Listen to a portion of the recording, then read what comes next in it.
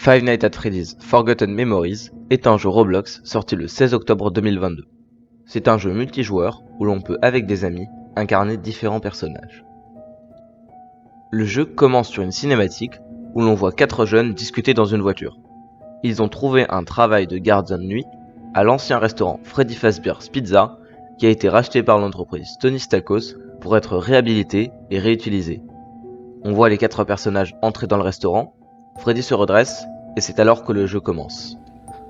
Un classique des jeux FNAF, on retrouve le Phone Guy qui est là pour nous donner des indications sur comment ne pas se faire tuer par les animatroniques. Ce jeu crée de nouvelles mécaniques.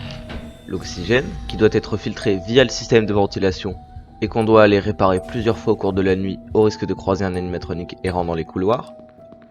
Les 2 générateurs, situés à l'opposé du système de ventilation, qui, quand on utilise trop de batterie, doivent être redémarrés manuellement. Et autant vous dire que vous avez la batterie d'un iPhone, ce qui fait que sur une nuit de 10 minutes, vous devrez aller recharger ces générateurs au moins 2 fois. Et pour finir, la marionnette qui se trouve en face de vous, sur le côté de votre bureau. Vous devez vérifier régulièrement qu'elle ne sort pas de sa boîte pour vous attaquer. Notre bureau a 2 portes, une sur le côté qui donne accès aux 2 côtés de la pizzeria, et une autre droit devant qu'il faut impérativement fermer quand Foxy arrive. Des placards et des ventilations, où votre personnage peut se cacher, sont disséminés dans le restaurant. Le jeu doit être obligatoirement joué à plusieurs, en raison des différentes tâches qui peuvent arriver en même temps. Chaque nuit ajoute un animatronique différent. Pendant la nuit 1, Freddy erre dans les couloirs, et Golden Freddy vous attaque quand vous restez trop longtemps caché, ou quand vous ne redémarrez pas les générateurs. La nuit 2 ajoute Bonnie, qui se balade au hasard, et vous court après s'il vous voit, comme Freddy. Dans la nuit 3, Foxy arrive en renfort. Il reste caché sous ses rideaux, mais peut sortir et foncer vers votre bureau en un éclair. La nuit 4 élève encore d'un cran le niveau de difficulté. On ajoute Chica. Elle se trouve à côté d'un des générateurs et vous attaquera si vous détournez votre regard d'elle trop longtemps.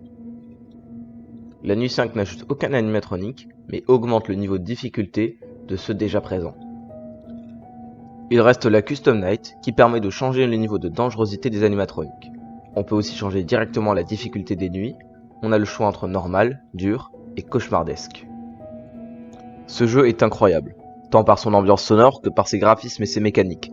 Il laisse le joueur élaborer des stratégies et jouer avec d'autres personnes, chose jusqu'à présent absente des jeux FNAF et de la plupart des fangames. Enfin, c'est un jeu qui ne se moque pas de vous, en ne vous proposant pas une difficulté si élevée que finir toutes les nuits semble insurmontable, ou en rendant le jeu si facile qu'il en devient rapidement oubliable. Bon, on notera quand même la présence de cosmétiques pas génialissimes, mais on pardonne, ce n'est qu'une bêta.